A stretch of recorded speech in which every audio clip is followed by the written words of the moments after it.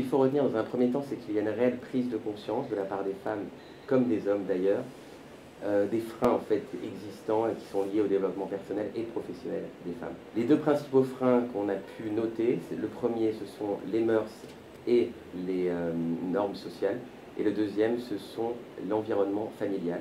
Il est également intéressant de noter que les femmes ont une forme d'acceptation en fait, de ces stéréotypes liés au genre. Par exemple, si on prend le travail partiel, on se rend compte que les femmes estiment beaucoup plus que les hommes qu'il s'agit d'une situation plus adaptée aux femmes qu'aux hommes. Un autre point qui est également intéressant à noter, c'est que 28% des hommes estiment qu'il y a des inégalités entre les hommes et les femmes dans l'entreprise, contre seulement 17% d'entre elles. Les femmes ont conscience que le changement peut être fait dans un premier temps grâce à elles. Si l'on prend les chiffres précisément, 66% des femmes estiment que les leviers de changement peuvent venir d'elles, bien avant des acteurs plus traditionnels comme les entreprises, l'État ou les institutions publiques.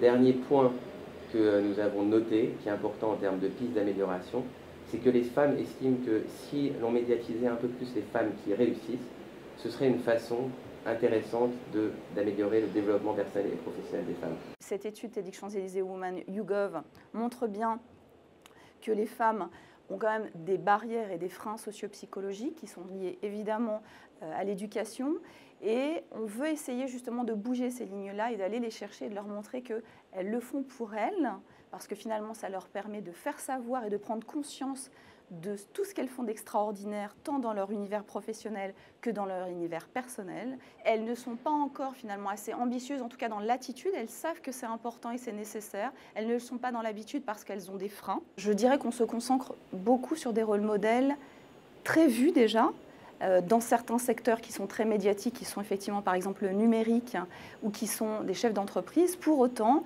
ça c'est très important, c'est un message que l'on souhaite faire passer.